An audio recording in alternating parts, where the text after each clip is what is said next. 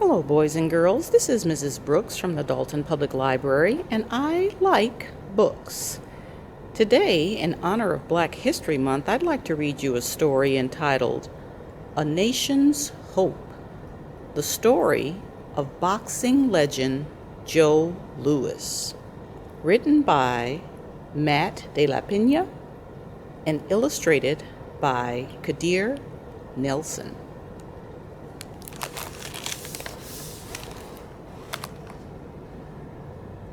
Yankee Stadium, 1938. Packed crowds buzzed and bets bantered back and forth. The Bronx night air thick with summer. The world waits for Joe Louis to take the ring. Take center stage. White men await standing beside black men, but standing apart. Jim Crow America.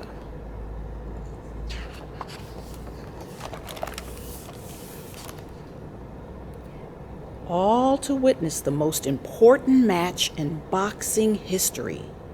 Soft-spoken Joe Louis against the one man who put him on his back. But Joe knows tonight's fight's bigger than any two men. Son of a black sharecropper against Hitler's master race, black and white Americans together against the rule of Nazi hate.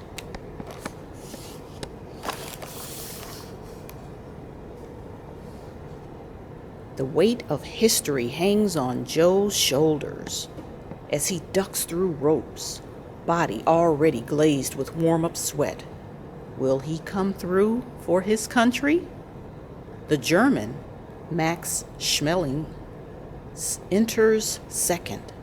Both boxers dancing in their corners, shadow box jabs caught in flash of camera. The referee calls the two to center ring. Biggest stage ever, he shouts over the crowd. May the best man win, he shouts. The bell dings and the two men raise fists, come together under a deafening roar. But the crowd didn't always roar for Joe Louis. He didn't speak until he was 6, and when he finally spoke, he stammered and was ridiculed, words spinning just beyond Joe's grasp. And with black skin, he passed through childhood in shadows. Yet there was something about his hands, so big and powerful. Nights he'd stare down at those hands and dream.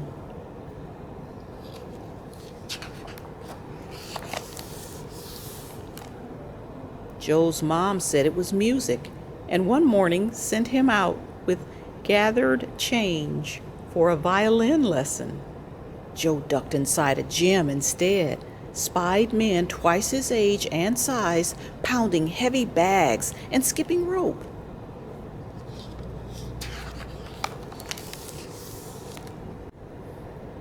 He returned day after day, slowly stepping out from shadows. First time inside a ring as an amateur, though, his opponent was a blur of fists and footwork, sent Joe toppling to the canvas 7 times. Bruised jaw and bruised ego, but Joe came back. He watched older boxers spar and listened and grew into his body. The space between ropes became home. The dance of the fight, 2 men circling, shuffling, a delicate balance, movement based on the other guy's eyes.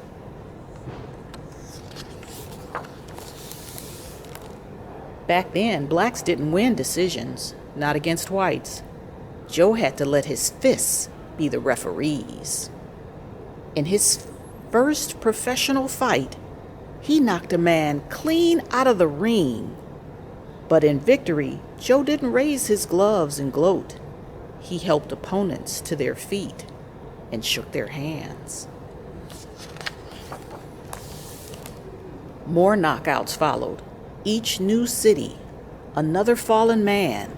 His legend quickly spread across the country, people scrambling for a glance of Joe in a cab or coming from a cafe. Black neighborhoods longing for a hero to call their own found Joe and danced his every triumph in the streets. Hundreds surrounding Joe and his wife down a Harlem sidewalk, Joe smiling, always humble, waving back with those powerful hands. Once a boyhood dream, now a people's hope.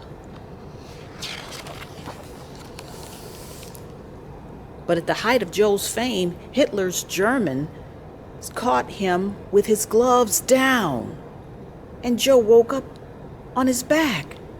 Devastated, he covered his face, leaving the ring. Shadows once again falling, and the taste of failure.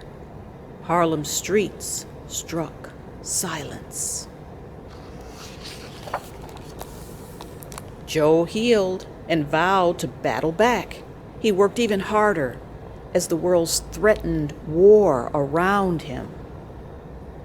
Word leaked that the Nazis were filling concentration camps in Europe, just as Joe got another shot at the German.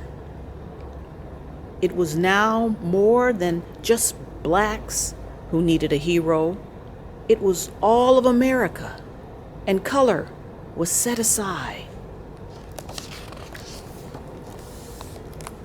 70,000 erupted as Joe leaps from the corner at the bell. An entire stadium leaning onto toes and holding its breath. Ears glued to radio in every home, in every city, the entire world stopping, its fate seemingly all in Joe's hands.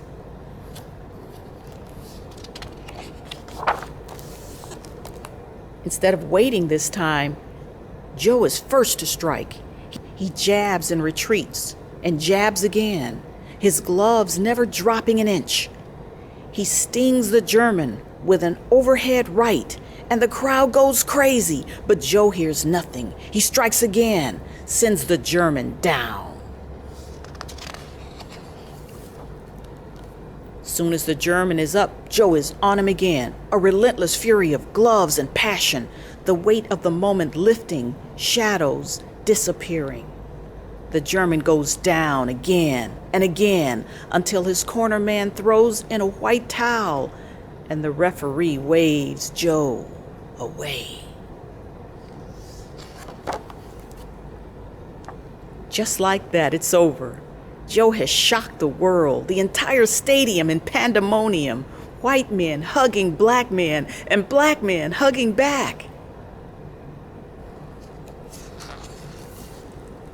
The streets of Harlem once again dancing for their hero, but all of America dancing this time.